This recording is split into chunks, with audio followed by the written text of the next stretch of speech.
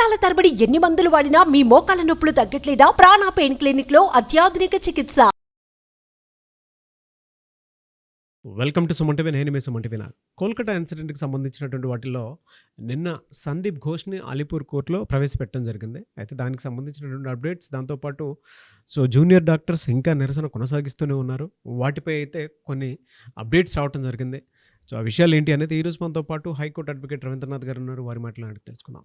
Hello sir. Hi అండి నాగరాజ్ గారు. సందీప్ ఘోష్ మీద అయితే మనం కథలుగా దానికి సంబంధించినటువంటి ప్రతి డేటాలోనూ సినిమాని మించి ఉన్నారు అనేటువంటి విషయాన్ని మనం మాట్లాడుకోవటం జరిగింది. అయితే అలీపూర్ కోర్టులో నిన్న ప్రవేశపెట్టడం జరిగింది. ఇంకేం జరిగింది? నిరసనకారులు కూడా కొన్ని విషయాలను, కీలక విషయాలను బయట పెడుతూ ఉంటాం, చూస్తూనే ఉన్నాం మనం. వాటికి సంబంధించినటువంటి అప్డేట్స్ ఏంటి? RG Kar medical college rape and murder case సంబంధించి మనం ఎప్పటికప్పుడు అప్డేట్స్ ఇస్తూ వస్తున్నాం. అందులో ప్రతిరోజు జరిగే అప్డేట్స్ని కూడా మన ఆడియన్స్కి, మన వ్యూయర్స్ కూడా ఇస్తూ వస్తున్నాం దీనికి సంబంధించి. ఇందులో భాగంగా నిన్న శుక్రవారం నాడు ఒక విషయం జరిగింది. ముఖ్యంగా సందీప్ ఘోష్, అభిజిత్ మండల్ని ఇద్దరిని కూడా నిన్న అలీపూర్ కోర్టులో ప్రవేశపెట్టడం జరిగింది. అయితే అలీపూర్ కోర్టులో అభిజిత్ మండల్ని ప్రవేశపెట్టేటప్పుడు అక్కడ కోర్టులో అంటే సిబిఐ వారికి అదేవిధంగా అభిజిత్ మండలి యొక్క అడ్వకేట్ అతను భట్టాచార్య గారు, ఇతనికి సిబిఐ కోర్టుకి మధ్య కొంత వాగ్వివాదం జరిగింది. చాలా ఇంట్రెస్టింగ్ న్యూస్ ఇది. యాక్చువల్గా సందీప్ ఘోష్, అభిజిత్ మండలి మీద ఒక చిన్న విషయాన్ని వాళ్ళు లీక్ చేశారు సిబిఐ వాళ్ళ కోర్టులో. ఎంతోమంది ఎంతో కాలంగా వెయిట్ చేస్తాం తొందరగా సందీప్ ఘోష్కి అదేవిధంగా సంజయ్ రాయ్కి మధ్య ఉన్నటువంటి విషయాన్ని, అసలు ఇన్ఫర్మేషన్ ఉందా లేదనే విషయం మీద మాట్లాడుతుంటే అందులో సందీప్ ఘోష్, అభిజిత్ మండలి మధ్య ఫోన్ ట్యాపింగ్స్ మీద, అంటే వీళ్ళిద్దరి మధ్య జరిగిన ఆ సంఘటన తర్వాత ఫోన్ కన్వర్జేషన్స్, అంటే ఇద్దరి మధ్య ఫోన్ డిస్కషన్స్ ఏం జరిగాయి అన్న విషయం మీద సిబిఐ ఒక ప్రత్యేక నివేదిక ఇచ్చారు. ఆ నివేదికలు ఏం చెప్తున్నారంటే Abhijit Mondal and at the same time Sandeep Ghosh, ఈ సంఘటన ఎప్పుడైతే ఆగస్టు 9 మార్నింగ్ జరిగిందో ఇమ్మీడియట్గా సందీప్ ఘోష్ అభిజిత్ మండల్తో కలిసి కొంత ఫోన్ డిస్కషన్ చేశారు. ముఖ్యంగా ఈ కేసుని ఏదైతే ఉందో తప్పుదో పట్టించే విధంగా, ఆత్మహత్యను చిత్రీకరించే విధంగా అక్కడ ఉన్నటువంటి సిచ్యువేషన్ మార్చమని చెప్పి సందీప్ ఘోష్ మాట్లాడారు. అంటే సందీప్ ఘోష్ యొక్క ఫోన్ని ఎప్పుడైతే హ్యాండ్ ఓవర్ చేసుకున్నారో ఆ మొత్తం కాల్స్ లిస్టు మొత్తం డీకోడ్ చేసిన తర్వాత సిబిఐ కొన్ని విషయాల్ని ఇప్పటివరకు గుప్తంగా ఉంచడం జరిగింది. కోర్టులో మాట్లాడేటప్పుడు విషయాలు వెలుగులోకి వచ్చాయి. ఏంటంటే వీళ్ళిద్దరి మధ్య పూర్తిగా అది ఆత్మహత్యగా చిత్రీకరించమని చెప్తూ సందీప్ ఘోష్ కొంత గైడ్ లైన్స్ ఇస్తూ మాట్లాడుతున్నారు. దీనికి అభిజిత్ మండలి కూడా తన వృత్తిని మర్చిపోయి, అంటే తన ఏ పొజిషన్లో ఉన్న విషయాన్ని మర్చిపోయి పూర్తిగా సందీప్ ఘోష్ని సహాయం చేసే విధంగా వాళ్ళిద్దరి మధ్య కన్వర్జేషన్స్ ఉన్నాయి కాబట్టి వీళ్ళిద్దరిని మరలా జ్యుడిషియల్ కస్టడీకి ఇవ్వమని చెప్పి సిబిఐ కోర్టు అడగడం జరిగింది. అయితే ఇక్కడ సిబిఐ కోర్టు ఈ రెండు విషయాలు మాట్లాడకుండా మరొక విషయాన్ని కూడా వెలుగులో తీసుకొచ్చారు. ముఖ్యంగా సంజయ్ రాయ్కి, సందీప్ ఘోష్కి కీలకమైన పాయింట్ నాగరాజు గారు. సంజయ్ రాయ్ వీళ్ళ చేత ప్రేరేపించబడ్డా లేదా సంజయ్ రాయ్ని వీళ్ళు ముందు నుంచి మాట్లాడుతున్నారా? ఈ హత్యకు సందీప్ ఘోష్ ముందుగా ప్రణాళిక సిద్ధం చేశారా అభిజిత్ మండలితో కలిసి? అంటే సందీప్ ఘోష్ సంజయ్ రాయ్ని ఒక కీ పాయింట్గా వాడుకోవడానికి అతన్ని పూర్తిగా ప్రేరేపించాడు అన్న విషయాలు కూడా ఈ ఫోన్లో ఉన్నటువంటి విషయాలు బయటకు వచ్చాయి. కాబట్టి వీళ్ళకి మాకు జ్యుడిషియల్ కస్టడీకి ఇవ్వాల్సిన అవసరం ఉందని చెప్పి సిబిఐ వాళ్ళు అక్కడ ఉన్నటువంటి అలీపూర్ కోర్టులో మ్యాజిస్ట్రేట్ గారిని అడగడం జరిగింది. అయితే సంజయ్ రాయ్ ఈ విషయం మీద పూర్తిగా వీళ్ళ ద్వారా ఎవరైతే సందీప్ ఘోష్ ద్వారా ఇన్వాల్వ్ చేయబడ్డా లేదా అన్న విషయం మీద ఆ క్లారిటీ పాయింట్ మాత్రం హోల్డ్ చేసి పెట్టారు. సంజయ్ రాయ్ మీద ఇంకా మేము విచారిస్తున్నాం. దీనికి సంబంధించి విషయంలో కూడా సంజయ్ రాయ్ మాత్రం డెఫినెట్గా ఇందులో కీ రోల్ పార్టిసిపేట్ చేశాడు అన్నది నిర్ద్వందంగా కన్ఫర్మ్ చేశారు సిబిఐ వాళ్ళు అలీపూర్ కోర్టులో మాట్లాడుతూ. ప్రధాన నిందితుడైనటువంటి సంజయ్ రాయ్ని సందీప్ ఘోష్ ఇన్ఫ్లుయెన్స్ చేశాడు, అంటే ఈ హత్య చేయడానికి కోసం ప్రేరేపించాడా సందీప్ ఘోష్ అనే విషయం మీద సిబిఐ వాళ్ళు ఇంటరాగేషన్ చేస్తున్నాం కాబట్టి మాకు జ్యుడిషియల్ కస్టడీ మీద మాకు కొద్ది రోజులు ఇవ్వమని చెప్పి వీళ్ళు రిక్వెస్ట్ చేయడం జరిగింది. వీళ్ళు ఓకే అని చెప్తూ, అంటే ఇమీడియట్గా కోర్టు కూడా మ్యాజిస్ట్రేట్ గారు కూడా 14 days రిమాండ్లోకి కన్ఫర్మేషన్ చేస్తున్నారు. అయితే 14 days జ్యుడిషియల్ రిమాండ్లో తీసుకునే ముందుగా అభిజిత్ మండలి యొక్క అడ్వకేట్ ఐఎన్ భట్టాచార్య ఆయన ఏం మాట్లాడారంటే, వీళ్ళు ఏదైతే ఆరోపణలు చేస్తున్నారో ఈ ఆరోపణలో అంత సాలిడ్ అయినటువంటి ఆరోపణలు లేదు, సస్పెక్ట్ చేసిన తప్పించి రియల్గా ఆరోపణలు లేవు. ఇప్పటికే సుమారుగా 45 రోజులు పైబడి వీళ్ళు ఆల్రెడీ కస్టడీలో ఉన్నారు కాబట్టి ఇంకా కొత్తగా తెలుసుకునేది ఏమీ ఉండదు. కాబట్టి ఇవన్నీ కూడా ఈ నేరారోపణలు, ఈ నిందారోపణలు ఏవైతే చేస్తున్నారో ఇది బెయిలబుల్ కిందకు వస్తుంది. కాబట్టి ఇమీడియట్గా అభిజిత్ మండలికి బెయిల్ ఇప్పించాలి. ఆయన ఆరోగ్యరీత్యా కూడా బాగాలేదు కాబట్టి బెయిల్ ఇప్పించే పని చేయమని చెప్పి అభిజిత్ మండలి యొక్క అడ్వకేట్ అయినటువంటి భట్టాచార్య గారు కూడా మాట్లాడడం జరిగింది. కానీ ఇతను ఏదైతే ఈ రిక్వెస్ట్ పెట్టారో ఆ రిక్వెస్ట్ని మాత్రం కోర్టు పక్కకు పెట్టి వీళ్ళకి అక్టోబర్ 14 వరకు రిమాండ్ వేయించడం జరిగింది. అయితే ఇక్కడ జరిగిన ఈ మొత్తం ఇన్సిడెంట్ ఆ డిస్కషన్లో మనకు తెలిసింది ఏంటంటే సంజయ్ రాయ్ ప్రధాన నిందితుడని సిబిఐ కన్ఫర్మ్ చేసిందని ఒక పాయింట్ మనకు తెలుస్తుంది. నెంబర్ 2, ఏదైతే సందీప్ ఘోష్ ఇందులో సంజయ్ రాయ్ని ఒక కీలకమైనటువంటి ఒక ఇన్స్ట్రుమెంట్గా వాడుకున్నాడు అన్న విషయం కూడా ఒక 50% కన్ఫర్మ్ చేసినట్టుగా తెలుస్తుంది. సిబిఐ దగ్గర పూర్తి ఆధారాలు అయితే ఉన్నాయి. దీనికి సంబంధించి అంటే ఒక ట్రయాంగిల్ స్టోరీ నడిచింది. అక్కడ సంజయ్ రాయ్ని ప్రేరేపించారు, సందీప్ ఘోష్ ఇన్ఫ్లుయెన్స్ చేశాడు.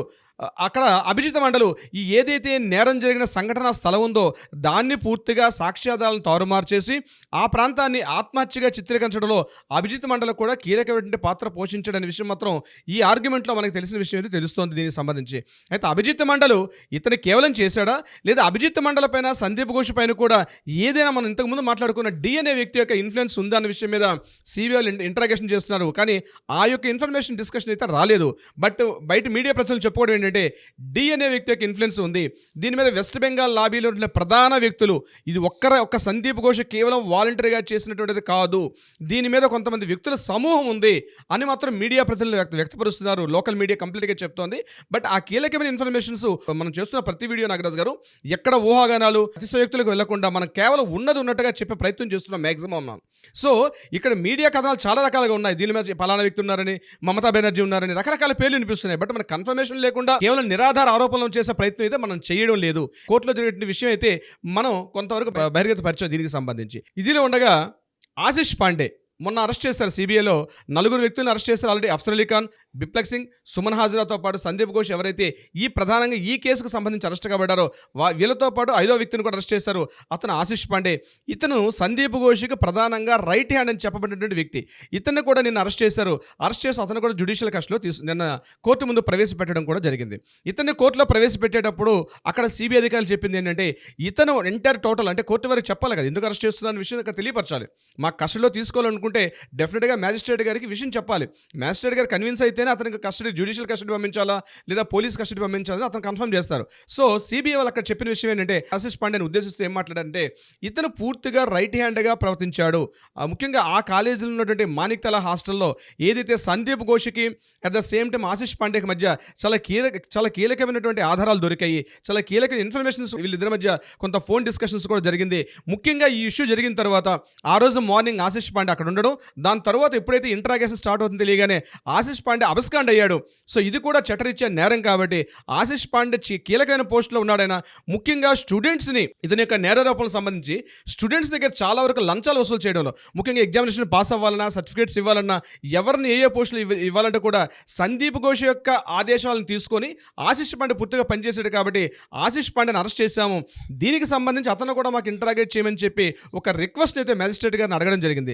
దీనికి సంబంధించి అక్టోబర్ 7th వరకు అంటే 3 రోజుల పాటు పోలీస్ కస్టడీకి కూడా ఆశిష్ పాండేని ఇవ్వడం కూడా జరిగింది. అంటే నేను జరిగిన 2 దృష్టాంతాలు ఏంటంటే వీళ్ళకి అక్టోబర్ 14th వరకు అక్టోబర్ 14th వరకు సందీప్ ఘోష్ని మన అభిజిత్ మండలి ఇవ్వడం జరిగింది. అక్టోబర్ 7th వరకు ఆశిష్ పాండేని ఇంటరాగేట్ చేసుకున్న రైట్స్ అనేది నిన్న మ్యాజిస్ట్రేట్ గారు ఇవ్వడం కూడా జరిగింది. సో అక్టోబర్ 14th అనేది రియల్లీ ఒక డెడ్ లైన్ అవుతుంది నాగరాజు గారు. ఎందుకు ఈ విషయం చెప్తున్నా అంటే అక్టోబర్ 14th నాడు మనకి సుప్రీంకోర్టు ట్రయల్స్ కూడా ఆ రోజే ఉంటుంది. 14th అక్టోబర్ నాడే ఉంటుంది. ముఖ్యంగా 14th అక్టోబర్ తర్వాత నెక్స్ట్ డేట్కి బహుశా మన వైవి చంద్రచూడ్ గారు ఏదైతే చీఫ్ జస్టిస్ అయినటువంటి చంద్రచూడ్ గారి పదవి విరమణ టైము అంటే అతను డేట్ కూడా దగ్గర వస్తుంది కాబట్టి మనం ఏదైతే 14th అక్టోబర్ అని చెప్తున్నామో రియల్గా క్రూషియల్ అయ్యే అవకాశం ఉంటుంది.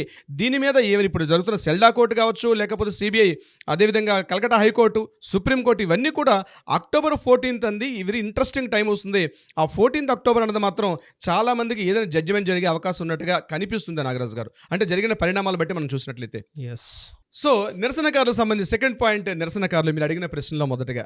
సో నిరసనకారులకు సంబంధించి ఒక ఇంట్రెస్టింగ్ ఒక న్యూస్ అయితే రిలీజ్ అయింది నాగరాజు గారు. ముఖ్యంగా ఇప్పటి వరకు వాళ్ళు సీజ్ వర్క్ అని చేశారు. అంటే టోటల్గా ఉన్నటువంటి ఓపీడీ సేవలు కానీ రాష్ట్ర వ్యాప్తంగా ఉన్నటువంటి అన్ని గవర్నమెంట్ ప్రభుత్వ హాస్పిటల్ కానీ అదేవిధంగా విద్యా సంస్థలు మెడికల్ కాలేజెస్లో కూడా పూర్తిగా వాళ్ళు సీజ్ వర్క్ అని చేసి రోడ్ల మీదకి వచ్చి పూర్తిగా నిరసన ధర్నాలు చేస్తున్నారు. కానీ నిన్న మధ్యాహ్నం వాళ్ళు ఒక ర్యాలీని తీశారండి. సౌత్ భవానీపూర్లో ఎస్ఎస్కే మెడికల్ కాలేజ్ దగ్గర నుంచి కలకట్టా సెంట్రల్లోని ఎస్కలాండ్ ప్రాంతం వరకు కూడా ఒక భారీ ర్యాలీని తీశారు. భారీ ర్యాలీని తీసిన తర్వాత ఒక పెద్ద భారీ ర్యాలీని తీశారు. ఆ భారీ ర్యాలీని తీసిన తర్వాత వాళ్ళు ఒక విషయం చెప్పడం జరిగింది. మేము ఈ రోజు నుంచి సీజ్ వర్క్ అని మేము నిలుపుదల చేస్తున్నాం. అంటే మేము డ్యూటీస్లో మరలా జాయిన్ అవుతున్నాం. అంటే రాష్ట్ర ప్రభుత్వం నుండి ప్రజలు పడుతున్న బాధలు చూసి మేము తట్టుకోలేక రోగులు అనేక చోట్ల ఇబ్బందులు పడుతున్నారు. సో వాళ్ళకి సరైన వైద్య సహాయం అందట్లేదు కాబట్టి మేము మా సీజ్ వర్క్ని మేము నిలుపుదల చేస్తూ మేము డ్యూటీస్లో జాయిన్ అవుతున్నాం అని ఒక నోటీస్ అయితే చెప్పడం జరిగింది. ఎట్ ద సేమ్ టైం మేము ప్రభుత్వానికి భయపడి మా యొక్క ఈ సీజ్ వర్క్ని మేము క్యాన్సిల్ చేస్తున్నామని కాదు, కేవలం మేము ప్రజల మీద ఉన్నటువంటి ఒక వైద్యాధికారులుగా అంటే జూనియర్ డాక్టర్స్గా ఉన్నటువంటి మా వృత్తికి మేము రెస్పెక్ట్ చేస్తూ మేము మరలా మా డ్యూటీస్ని మేము మరలా రీస్టార్ట్ చేయబోతున్నాం. ఇది మేము ఎవరికి భయపడి చేయట్లేదు, కానీ మేము వెళ్తున్నామంటే మేము తగ్గామని కాదు. ఇక్కడ ఈ రోజు రాత్రి 8:30 అంటే నిన్న రాత్రి 8:30 శుక్రవారం రాత్రి 8:30 నుంచి శనివారం రాత్రి 8:30 వరకు ఒక డెడ్ లైన్ అంటే 24 అవర్స్కి ఒక డెడ్ లైన్ విధిస్తూ ఒక మాట చెప్పారు. రాష్ట్ర ప్రభుత్వం మేము చేస్తున్నటువంటి ఏదైతే మా డిమాండ్స్ని తీసుకునే ఉద్దేశంలో ముందుకు రాకపోతే మేము ఆమరణ నిరాహార దీక్షలో కూర్చుంటాము, కానీ మేము నిరసన చెయ్యం. మా డ్యూటీస్ మేము చేస్తుంటాం, నిరసన చేస్తాం, ధర్నాలు చేస్తాం, కానీ పనిని మాత్రం ఆపము. పనిని మాత్రం యథావిధంగా మా డ్యూటీస్ని మేము చేస్తూ ఈ కార్యక్రమాలు కూడా చేస్తాం, కానీ 24 అవర్స్ డెడ్ లైన్ విధిస్తున్నాం.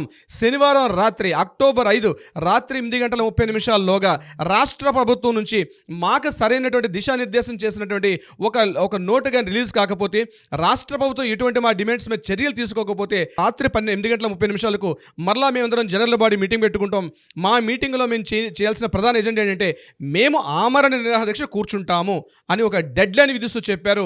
రాష్ట్ర ప్రభుత్వానికి హెచ్చరిక చెప్తూ మేము రాష్ట్ర ప్రభుత్వం యొక్క కార్యక్రమాలకు మేము భయపడి డ్యూటీకి వెళ్ళట్లేదు, ప్రభుత్వం తీసుకున్న చర్యల వల్ల ముఖ్యంగా హాస్పిటల్స్లో ప్రజలు పడుతున్న బాధల్ని మేము అర్థం చేసుకొని వెళ్తున్నామని ఒక మాట చెప్పడం జరిగింది.